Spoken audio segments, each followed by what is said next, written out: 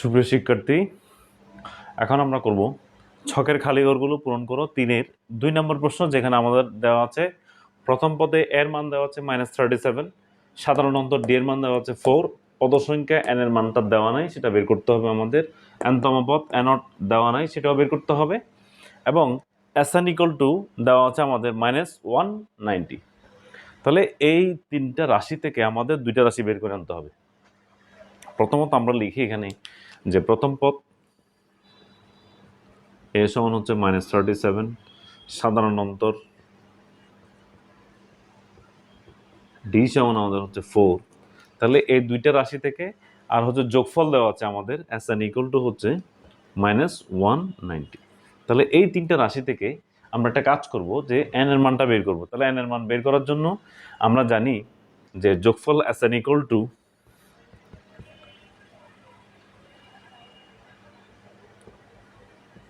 n/2 twice a plus n-1 into d।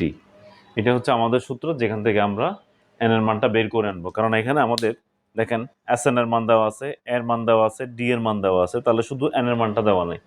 চারটা রাশির মধ্যে তিনটা রাশির মান জানা থাকলে সেখান থেকে অপর রাশির মানটা বের করা যাবে, মানে চতুর্থ রাশির মানটা বের করতে পারবো। তাহলে চারটা রাশির মধ্যে তিনটা রাশির মান আছে, সেটা হচ্ছে Sn এর মান আছে, a এর মান আছে, d এর মান আছে, n এর মানটা আমরা বের করব। তাহলে Sn সমান আমাদের যেহেতু দেওয়া হচ্ছে -190, তাহলে -190 বসালাম, n/2 2 ইন্টু এর মান দেওয়া আছে -37 প্লাস n-1 ইন্টু ডি এর মান হচ্ছে 4।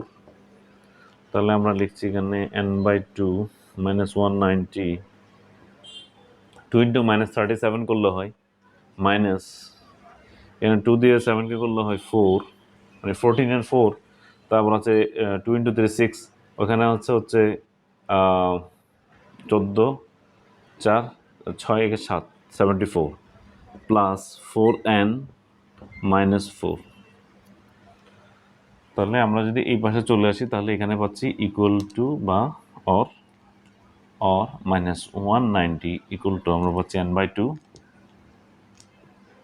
এখানে পাবো হচ্ছে দেখেন -74 এর সাথে -4 যোগ হয়ে যাবে, তাহলে আমরা এখানে পাচ্ছি -78 প্লাস 4n অর। তাহলে আমরা কি করব এখন, আর গুণ করব। আর গুণ করলে আমাদের যেটা দাঁড়ায় সেটা হচ্ছে কি, -190-কে 2 দ্বারা গুণ করবো। তাহলে 2 দ্বারা গুণ করলে এটাই পাশে চলে আসবে। তাহলে -78n plus 4n square equal to হবে 2 দ্বারা এটাকে গুণ করলে হবে -380 or 4n square -78n plus 380 equal to হচ্ছে আমাদের 0। বা এখান থেকে যদি আমরা ভাগ করে থাকি তাহলে 4 দ্বারা ভাগ যাবে না, সেজন্য আমরা 2 কমন নিব, 2 কমন নিতে পারি।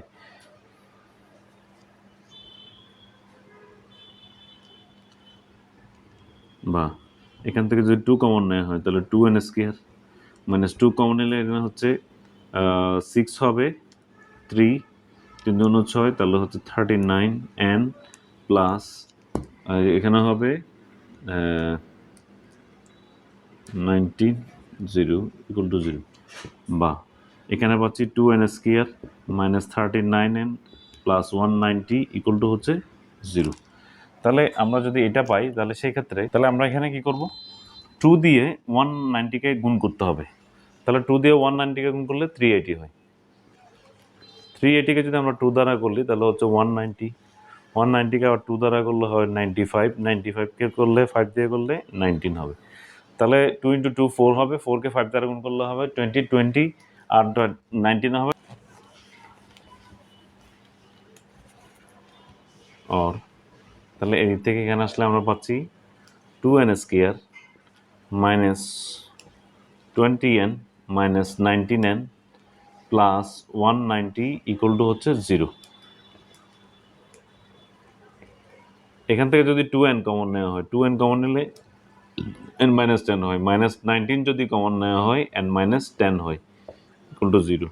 বা n-10 যদি কমন নেওয়া হয় উভয়পক্ষ থেকে, তাহলে আমরা এখানে পাবো 2n - 19 ইকুয়াল টু হচ্ছে 0।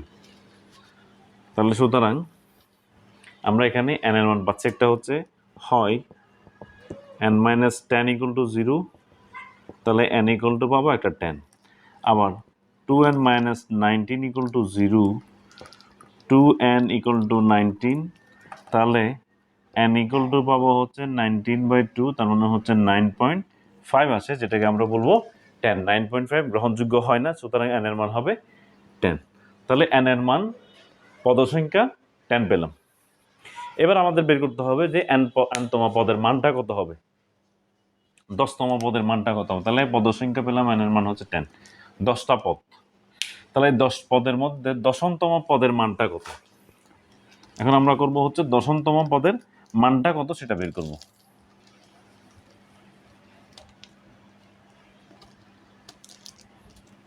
তাহলে সেটার জন্য আমরা জানি nতম পদের জন্য আমরা জানি nতম পদ সমান আমরা জানি a plus n minus 1 into D.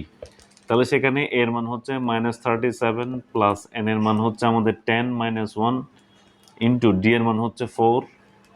তাহলে -37 প্লাস 10 থেকে 1 গেলে হচ্ছে 9, 9 ইন্টু 4 হচ্ছে 36।